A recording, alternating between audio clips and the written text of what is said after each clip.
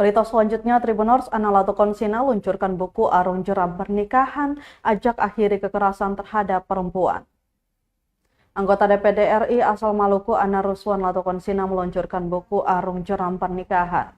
Peluncuran buku yang digelar oleh Yayasan Jantung Hati berlangsung di Kota Ambon Jumat 6 Desember 2024 lalu.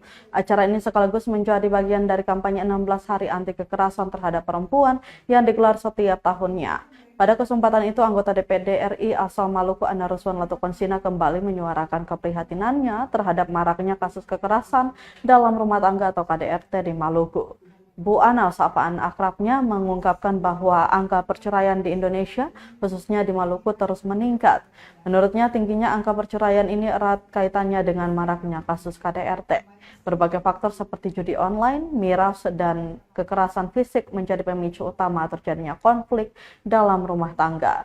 Melalui buku ini, Bu Ana mengajak semua pihak untuk merenung lebih dalam tentang permasalahan kekerasan dalam rumah tangga yang masih menjadi persoalan serius di tengah masyarakat.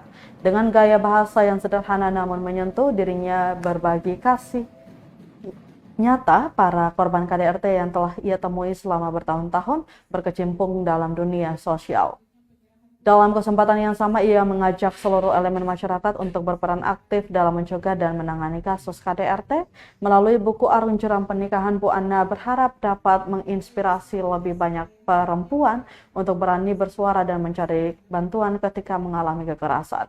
Selain itu, Tribuners, buku ini juga ditujukan bagi masyarakat luas agar mereka dapat lebih memahami permasalahan KDRT dan berperan aktif dalam mencegahnya.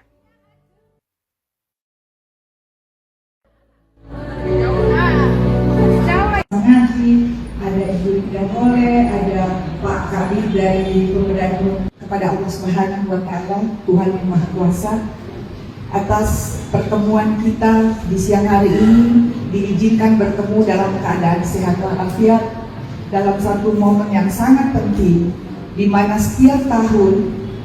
Download Tribun X sekarang, menghadirkan lokal menjadi Indonesia.